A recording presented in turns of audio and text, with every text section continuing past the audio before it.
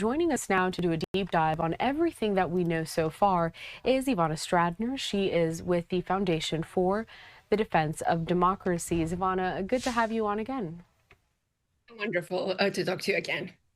All right, so let's just start with the latest that we know so far. Before we get to the talks that Zelenskyy is having with Macron at the moment, over the weekend, Secretary of State Marco Rubio meeting with some heads of state for Ukraine.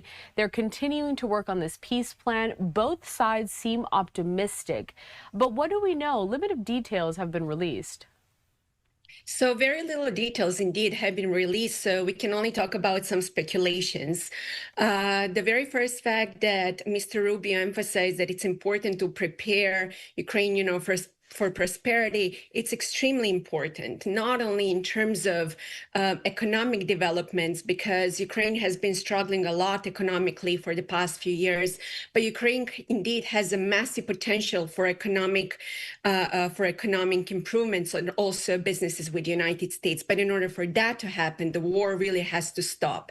And I think Mr. Rubio absolutely understands why sovereignty for Ukraine matters, something that Russia has been trying to take away, because Putin does not even recognize Ukraine truly as a country. He wants to subjugate it, and he believes that that should be part of Russia's part of Russia.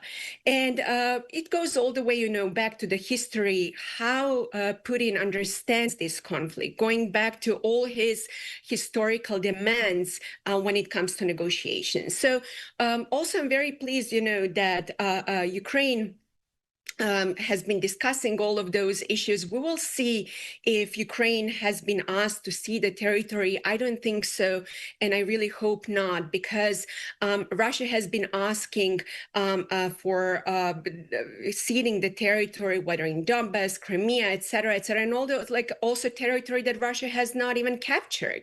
And that would be a dream come true for Putin.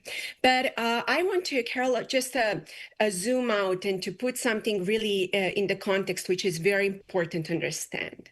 As we are heading towards more negotiations and more talks, I think it's very important to understand why Putin needs to buy more time now, because his economy is truly not doing great. And there are numerous reports that in 2026, especially towards the end of the year, Russia will struggle even more, which means that he needs time to rebuild his military, to reposition, and to continue. And that's precisely, he has been asking all those insane demands, putting the ball in Ukraine's court, so Ukraine says no, and then portraying Russia as a reliable partner. And that's a typical old KGB game that Russia has been playing for decades. But there is the good news. Even though that Putin was a KGB guy, during the Soviet Union, we have to also acknowledge that he was a second or even a third-rate KGB guy, not someone really successful, which means that we can also read through his actions. And I'm confident to say that President Trump is seeing through Putin's lies. However, I would also like to emphasize that Mr. Wiktoff and his business approach is not going to bring peace, because peace through trade never worked, and it will not work this time either.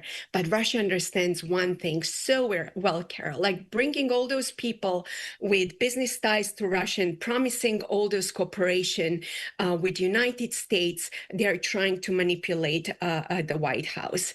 And that's something that we also have to bear in mind.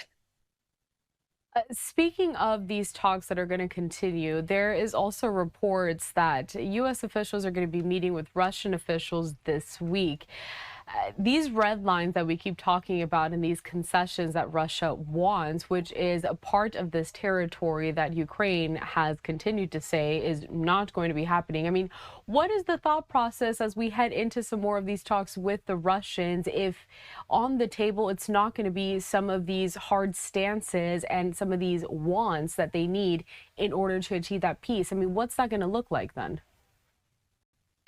Washington has a history of loving solutions and loving quick fixes. The ugly truth is that really it's not going to work with Moscow that well, because Putin is counting on the time, which he has on his side. And we also have to start thinking strategically and not tactically, which means when the White House goes to those meetings with Russia, they have to be armed with patience. And also, they have to be armed with not fearing to escalate, to de-escalate. In other words, to put maximalist demands to the Kremlin. So the Kremlin is the one that has to make concessions. It's Putin that started this war by falling into all those traps, promising ceding the territory, promising the Ukraine will not join NATO, promising that Ukraine would limit its military. I mean, removing that as a bargaining chip, what kind of negotiation it is?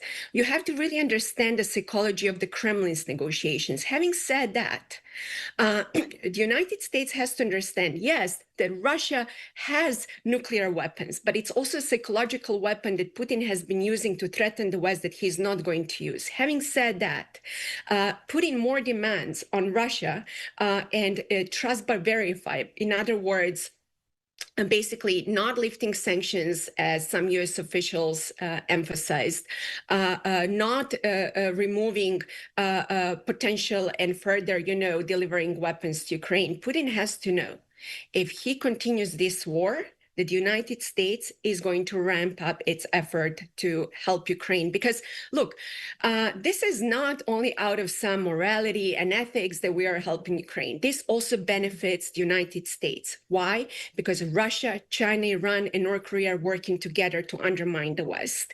And by punishing Putin with his efforts in Ukraine, sends also a very credible signal to China.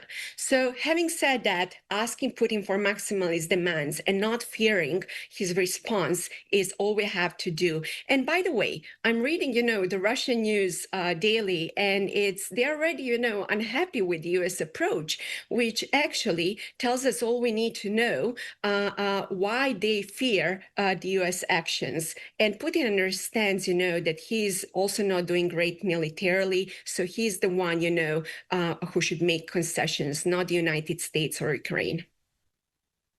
I want to talk a little bit about some of the meetings that the Ukrainian president is in today. So we had the live image that I showed at the top of our conversation. We have it still here. Haven't been seeing either the French president or the Ukrainian president just yet. But earlier we did see when both of them met up. So I'm going to put up some of that footage. You can see here French President Emmanuel Macron there. He's going to greet Ukrainian President Volodymyr Zelenskyy. Ivana, while all of this is going on, the fighting does continue down on the ground in Ukraine, with Russian forces continuing to attack several cities there, damaging infrastructure. If we turn now to Europe, how are they also helping to back Ukraine, and what kind of, ammo, I'm not sure if that's the right word, but even like weaponry, what kind of resources are they also providing currently to help Ukraine defend the territory during all of these attacks?